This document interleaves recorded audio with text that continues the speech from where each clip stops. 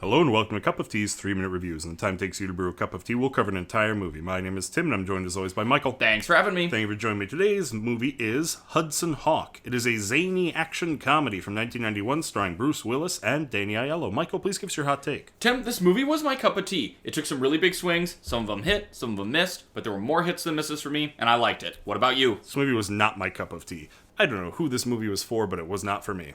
So, Tim, give everybody a rundown. What's it about? This live-action cartoon follows a renowned cat burglar who gets pulled into a series of art heists by an increasingly bizarre collection of villains. Michael, I think the best way to talk about this movie is to do a little bit of a back and forth. You hit me with a positive, and I will refute you with a negative. Challenge accepted, good sir.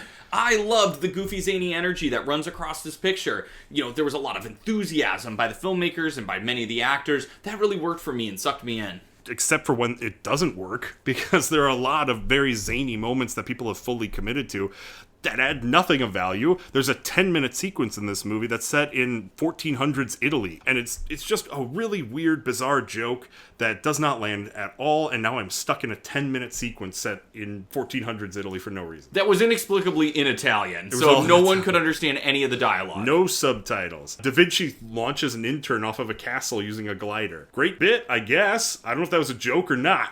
That stuff didn't land for me, but the things that did include pretty much anything Bruce Willis and Danny Aiello did. Yeah. Those two, when they were on screen together, were having so much fun. I couldn't help but get sucked into how much they were enjoying what they were doing, and I had fun with them every time they were together. They were great together, but not everybody was great together in this movie. I'm going to call out the lead actress. She was terrible. She was bad. She did not have good chemistry with anybody. Honestly, if you told me that she was a robot dressed like a person, I'd believe you, because her line deliveries were awful. I couldn't believe they didn't go for a second take on most of her lines. She was awful. The other people, though, that weren't awful, in addition to Bruce and Danny, were the brother and sister who played the villains in this movie. Yeah. They were all in on wild characters. They were totally insane. Their costuming was insane. Their body language was insane. Everything about their character was wild, and they full committed to it and really sold me on it, and I had fun with them, too. Yeah, but who's that for? That's my main question with this whole movie, is who is this movie for? I guess it's for fans of Bruce Willis and Looney Tunes cartoons.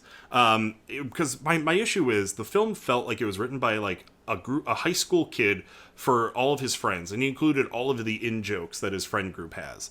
I didn't understand any of those in-jokes, though. Like, it was not written in a way that was super accessible. Some of the jokes land, but a lot of them, I just didn't get them. And I really, it felt alienating at times. I agree with that, Tim. That was the biggest miss for me as well. Like, you described that scene in Italy. Who was that for? Who was that period piece for who thought that was funny? It didn't land for me. There were those moments throughout the films. In the end, the good outweighed the bad for me, but you're right to identify it. It was a big miss. Well, Michael, when would you tell somebody to watch this film? We've seen a lot of good bad movies. Memorability, enthusiasm, full commits. That's the hallmark of good bad movies, and it's here in this movie. Now, it's not the best we've seen, certainly not the worst we've seen, so if what we're describing sounds fun, check it out. That's what I would say. If what we described sounds fun to you, I would not stop you from checking it out.